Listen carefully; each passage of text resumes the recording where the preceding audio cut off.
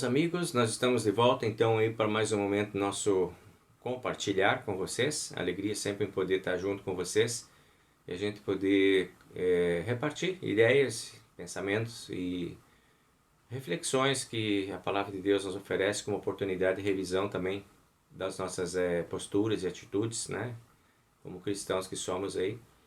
E hoje a gente vai continuar no tema que a gente está aí estudando, que é o tema os temas abordados por Paulo no livro aos Efésios, na carta aos Efésios, né? A gente está aí no capítulo 4 dessas abordagens, né, desses temas, e hoje a gente vai então avançar um pouquinho, né, nesse capítulo 4 aí, fazendo uma reflexão sobre o tema comunicação, né, que é o que a gente vai trabalhar com vocês aí, tá bem? Antes disso, nosso momento de oração. Vamos junto então? Querido Deus e amado Pai Celestial, muito obrigado por esse momento que nós temos, obrigado pela oportunidade que temos de compartilhar contigo a nossa espiritualidade, nosso momento agora de podermos dedicar um pouquinho de atenção aos assuntos que dizem respeito à nossa fé. Pedimos que Tu nos abra o nosso entendimento e nos dê compreensão do que Tu revelas para nós no livro de Efésios, no tema da comunicação. Que sejamos abençoados por Ti nesse momento. Amém. Muito bem, meus amigos, então comunicação é um assunto que nos leva, assim, digamos, dentro de um contexto que a gente está vivendo hoje, né, que é a chamada era da comunicação, nos leva a refletir se nossa comunicação está boa, né, quais são os nossos padrões de comunicação, como é que nós estamos desenvolvendo, né, essa habilidade que Deus nos deu de nos comunicarmos aí dentro das nossas condições, né, de humanidades. Somos os únicos seres que conseguem se comunicar na qualidade que nós nos comunicamos. Criamos muitos artifícios para essa comunicação, desenvolvemos muitos recursos para essa comunicação, mas nada substitui aquele olhar, aquele contato, aquele tete-a-tete, como a gente diz, né, o corpo a corpo, aquela energia que passa quando a gente está junto, quando a gente vive, quando a gente se expressa, quando a gente fala, quando a gente se manifesta, né, tanto verbal, quanto física, quanto psicológica, quanto espiritualmente, tudo isso é comunicação. Então, como é que Paulo dá uma olhada nesse assunto e o que a gente pode aprender com ele a respeito desse tema? Esse é o nosso desafio desse momento agora de compartilhar. Então, nós vamos abrindo lá o texto de Efésios, no capítulo 4, versículo 25 a 32, tá? Esse é o nosso tema. Tem uma frase aí que é muito célebre, né, do famoso Chacrinha. Quem não conheceu, né, lendário personagem aí da televisão brasileira, e ele tinha uma frase que dizia nessa: quem não se comunica se trumbica, assim que ele sempre falava, né? Essa é a ideia. Então, priorize a tua comunicação, dê qualidade à tua comunicação para não trumbicar, né? Não ficar atrapalhado aí no momento da comunicação das tuas relações. Podemos dizer também, na contramão, né, disso, então, que quem não se comunica não se faz entender. Esse é o desafio que a gente tem. A gente está falando uma coisa, o outro está entendendo outra. Nem tudo aquilo que nós falamos é entendido da forma como nós queríamos expressar. Nem tudo é recebido da forma como nós queríamos entregar. Nem tudo aquilo que os outros entenderam é aquilo que nós falamos. E a gente tem que ter uma margem, então, de tolerância nesse sentido, né? Porque a gente fala uma coisa, o outro entende outra. Aí a gente precisa de explicar de novo, e explicar de novo, e explicar de novo.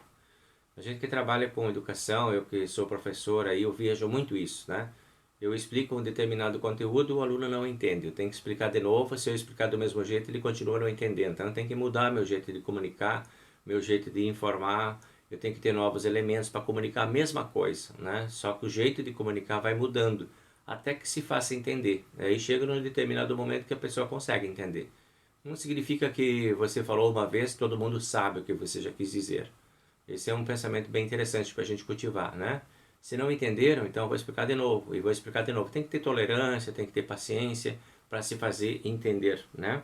A comunicação ela não é tão automática. O que você entrega, o outro entende, né? Não é assim que funciona. A boa comunicação, aí de acordo com Paulo, ela é muito importante, ela é fundamental para o bom relacionamento familiar, né? A gente vai vendo ali nos textos que ele vai dizendo o quanto que isso é importante e necessário para que se mantenha uma qualidade de família, uma qualidade relacional familiar. Importante a gente ter essa noção, né, de que a comunicação ela é fundamental para que todas as coisas possam fluir de um jeito melhor dentro da nossa relação da nossa relação familiar. Então existem alguns princípios que a gente pode olhar aí a partir desse texto bíblico, que são princípios práticos importantes para uma boa comunicação. Então eu coloquei algumas pistas aí para você pensar comigo sobre esse assunto. De repente talvez seja importante para você, como foi importante para mim no momento que eu elaborei esse material, esse estudo. Me chamou muita atenção. Paulo fala lá, não mintam mais. Esse é o primeiro princípio, né? Não mintam mais, que cada um diga a verdade. A comunicação deve ser verdadeira. A honestidade deve ser um princípio constante na relação nossa com o mundo, com as pessoas com quem nós vivemos. O amor que a gente fala, ele exige sinceridade, transparência, né? A verdade deve ser comunicada, mas com amor. Essa é a fala de Paulo, né? Digam todos a verdade. Não maquiem, não mintam, não camuflem a verdade. Comuniquem a verdade, mas comuniquem com amor. Qualidade de comunicação, não apenas entrega, mas qualidade na entrega. Que a gente tenha esse princípio também dentro das nossas relações familiares. Paulo também fala lá assim, se vocês ficarem com raiva, não deixem que isso faça com que vocês pequem. Às vezes na raiva a gente comunica, e comunica mal, comunica de um jeito que não queria comunicar, e acaba tendo que voltar atrás. Então Paulo diz, a raiva ela é inevitável, não, só que não deixa ela tomar conta de vocês. Não? Se vocês ficarem com raiva, é melhor às vezes é ficar quieto. Contar até 10, contar até 20, contar até 100, se retirar, dar uma volta na casa, dar uma volta na quadra, dar um passeio e voltar mais tarde para falar sobre o assunto que nos deixou indignados ou que nos deixou raivoso, para que as coisas se acomodem. Então, uma coisa importante, é possível sim a gente discordar, né? Diz ali, né? Se vocês ficarem com raiva. Então, a gente entende que é possível que vá acontecer isso. Se acontecer isso, Paulo diz, então não deixe com que agora a raiva tome conta. O inevitável é sentir, mas é evitável agir na raiva. Não posso impedir de sentir raiva, mas eu posso me controlar na raiva, né? Então é possível discordar sem brigar. Mesmo que eu saiba, que eu queira ter a razão, ou que eu tenha de fato a razão, nem sempre a gente tem a razão, né? O fato de eu ter um pensamento, de eu ter uma opinião, não significa que estou correto. Eu tenho direito sim a ter opiniões, mas ter opinião não significa estar certo, porque a minha opinião pode estar errada. Então a gente tem que ter essa flexibilidade também. E aceitar quando o outro tem opiniões diferentes. É muito importante que a gente tenha essa habilidade de pensar sobre o que o outro está pensando e não apenas julgar porque é diferente do meu, eu não quero, não aceito e pronto. Né? A gente ter essa ideia de respeitar o modo de pensar e conversar com as pessoas, conversar com amor, com respeito, tentar entender por que você pensa assim, de onde vem esse pensamento, né? Desde quando você está pensando assim, por que você pensa assim.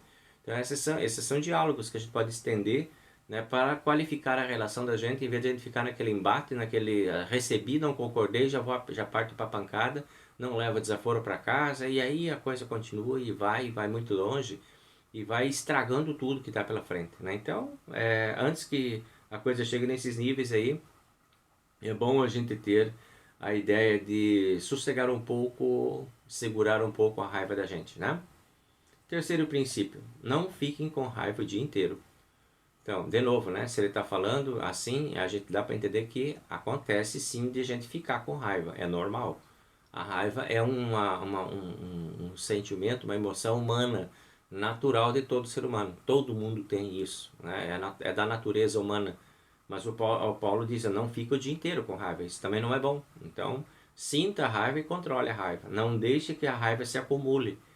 Uma raiva em cima de outra raiva, a gente não fala sobre ela, a gente deixa passar, tipo engolindo o sapo, chega num ponto que dá indigestão, né? Não é bom encerrar o dia com raiva guardada, né? É o que ele diz ali, né? Não fica o dia inteiro. E também diria ainda mais um pouco, né? Não vá dormir com a raiva. Tenta falar sobre essa raiva, seja com a pessoa que te irritou, ou seja com Deus, se você não consegue falar com a pessoa, para que Ele te acalme. Se a pessoa não pode te acalmar, mas Deus pode te acalmar. Então procure resolver as questões com as pessoas certas em primeiro lugar. Né? Vamos tratar da raiva com a pessoa que nos indignou. Se não dá, então a gente fala com Deus e tenta um outro jeito. Procurar resolver as questões com as pessoas certas não significa culpá-las, nem absolvê-las, mas é entendê-las, acolhê-las. Isso é muito importante. Então, outro conselho, né? Não descarregue nas pessoas erradas a raiva que você está sentindo. Você sente raiva de uma coisa e descarrega na outra pessoa. Sente raiva de uma pessoa e descarrega na outra. Sente raiva da mão que você cortou e descarrega na primeira pessoa que apareceu na tua frente.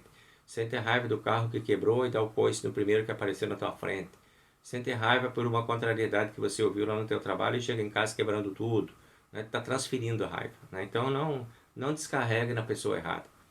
Nem todo mundo tem a ver com aquilo que está acontecendo com a gente. Então, uma coisa bem interessante nesse controle da raiva aí, na comunicação. Porque se a gente se comunica na raiva de ser descontroladamente, pode ter que recolher muita coisa ruim depois. Né? Quarto princípio.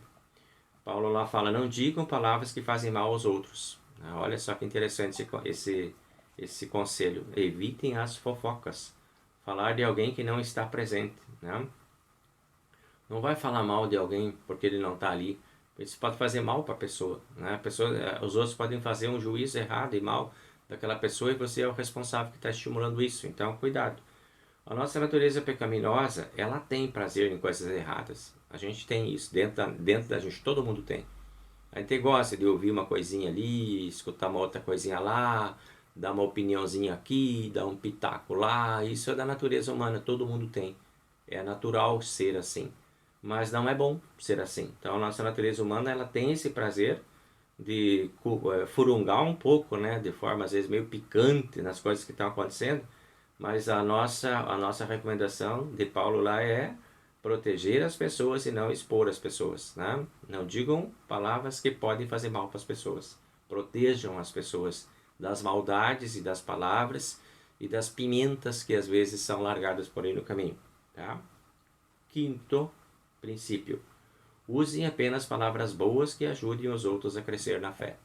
Olha, que conceito e que conselho rico isso aí, né? Nossas palavras podem ajudar a construir ou a destruir. E somos responsáveis pelo que falamos, pelo que expressamos. Somos capazes de amaldiçoar e abençoar a mesma boca, a mesma língua, o mesmo pensamento. Amaldiçoa e abençoa. Né? Então, olha só que perigo a gente não saber usar esse poder, né, de comunicação. Então é importante saber filtrar, é importante saber controlar, é importante saber pensar sobre aquilo que a gente está falando, para que a gente não esparrame aquilo que não há necessidade. Sexto princípio. Palavras boas que ajudem os outros a conseguir o que necessitam. Olha, estimular as pessoas. Então, se eu estou falando com alguém, estou me comunicando com alguém, que essa minha comunicação seja para ajudar as pessoas. Nós somos capazes, sim, de ajudar as pessoas, somos capazes de ajudar muitas pessoas. Temos essa habilidade e precisamos saber o que falar e como e quando falar. O jeito da gente falar é o que ajuda ou o que atrapalha a vida das pessoas. Então vamos procurar o nosso melhor. Né? Vamos procurar a nossa melhor influência, a melhor forma de fazer, que é ajudando as pessoas no jeito de falar. Então pensa um pouco aquilo que você vai falar e pensa se isso vai fazer bem para a pessoa ou não e tenta usar aquilo que faz bem. Sétimo princípio, nós temos aí que as coisas que vocês dizem façam bem aos que os ouvem. Né? Então, às vezes incomoda, né? A fala da gente incomoda. As nossas palavras, elas podem transmitir amor, paz, perdão, serenidade, mas também podem transmitir outros sentimentos que não são lá tão bons, né? Às vezes a gente é meio agressivo, às vezes a gente é meio tosco, às vezes a gente é meio arrogante, né? Meio petulante, meio soberbo. Às vezes a gente é meio grosseiro no jeito de falar, né? Então, cuidado com o que você fala. Isso não pode ficar naquela dependência dos outros merecem ou não merecem. Ah, esse merecia ouvir isso. Não, a gente tem que ter um princípio da gente, né? Nosso. Não movido pelo que os outros merecem ou não, mas pelas nossas convicções, pelo que somos capazes de fazer. Ah, mas o outro merecia ouvir, mas eu não quero falar isso, eu não preciso. Não é por aí. Isso não vai ajudar em nada. Né? Por mais que ele tenha precisado, de repente, ouvir o meu julgamento, eu vou controlar, de repente, eu posso economizar essas palavras aí. Né? Este é para ser o nosso jeito de ser, né? Que o Paulo fala lá, né? A nossa melhor palavra poderá ser: eu estava errado, por favor, me perdoe. Essa pode ser o começo de uma boa comunicação. De você ter humildade para reconhecer os teus erros, de você não ter arrogância de querer esconder os teus defeitos, né? Isso é uma habilidade que a gente desenvolve e é possível sim, nessa humildade. Não tenha medo de ser humilde, não tenha medo de não ter razão, não tenha medo de que a tua opinião esteja errada, não tenha medo dessas coisas, porque isso faz parte da vida, né? Então procura firmar o teu caminho com Deus, prefira os caminhos que te levam mais para perto de Deus. Esse é o princípio que tem. E que tudo aquilo que você fala, faça bem para as pessoas. Tuas palavras sejam limpas, sejam bonitas, sejam edificantes, né? Sejam amorosas, sejam cordatas e que procure agregar as pessoas à tua volta também, né? Esse é o conselho que tem aí. Agora diz ali no princípio número 8, abandonem toda a amargura, todo o ódio, toda a raiva. Então ele diz lá, nada de gritarias, insultos e maldades. Comuniquem sempre com amor. Então se você tiver que gritar, provavelmente é porque teu argumento é muito fraco. Eu sempre tenho esse princípio comigo que quanto mais fraco o teu argumento, quanto menos certeza você tem daquilo que está falando, mais você tem que gritar e impor para os outros aquilo que você está querendo colocar. Se o teu argumento é forte, é bom, é importante, pode falar normalmente.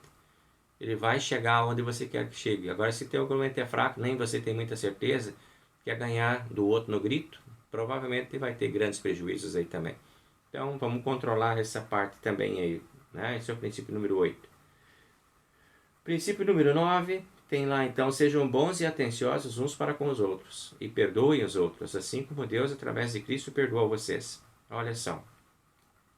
Esteja sempre pronto para dizer, eu errei, por favor me perdoe, ou eu amo você. Essas frases abrem caminhos, ajudam a gente numa qualidade de relacionamento melhor. O espírito perdoador, ele é fundamental para a solução de conflitos. Mesmo que você esteja, sim, convencido de que você não está errado, não te custa ser humilde, né? É importante a gente ter essa humildade. E a gente poder construir diante da outra pessoa ou com a outra pessoa uma relação fundamentada na paciência, na tolerância, no amor e especialmente no perdão. Então é o que Paulo fala lá, né? Perdoem uns aos outros assim como Deus perdoa vocês. Não vão guardar aí pecados no armarinho, aquele que a gente guarda, né? Tem um cofrezinho onde guarda os pecados dos outros para quando tiver a oportunidade pegar e jogar na cara de volta. Não, isso vai te destruir, vai te deixar tão assim ruim para você mesmo e para o mundo que não vai nem valer a pena te ouvir.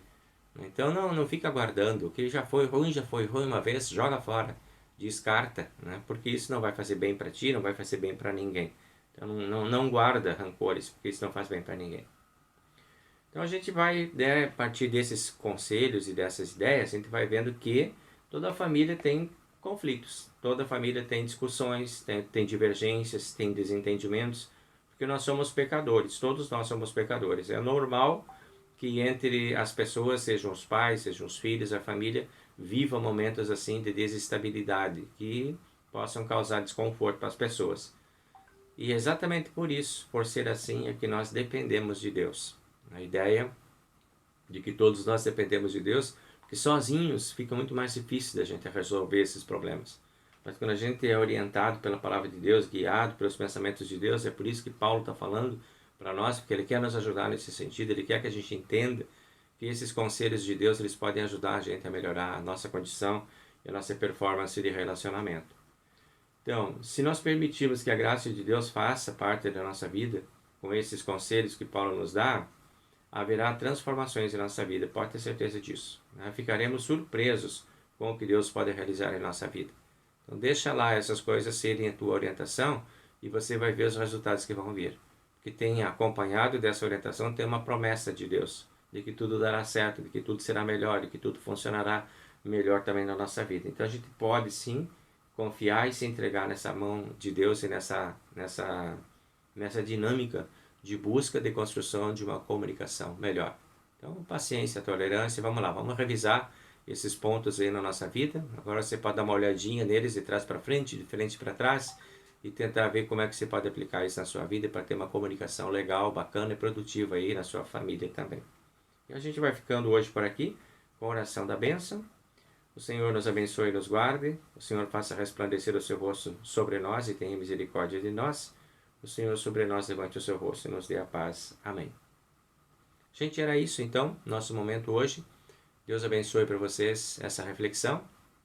que cada um possa buscar a sua melhor qualidade de relacionamento e de comunicação também dentro da sua família, do seu casamento, do seu emprego, da sua escola, seja lá onde a gente usa os recursos de comunicação, que sejamos todos abençoados por Deus. Um bom tempo para todo mundo, Deus abençoe, tchau, tchau, até a próxima semana.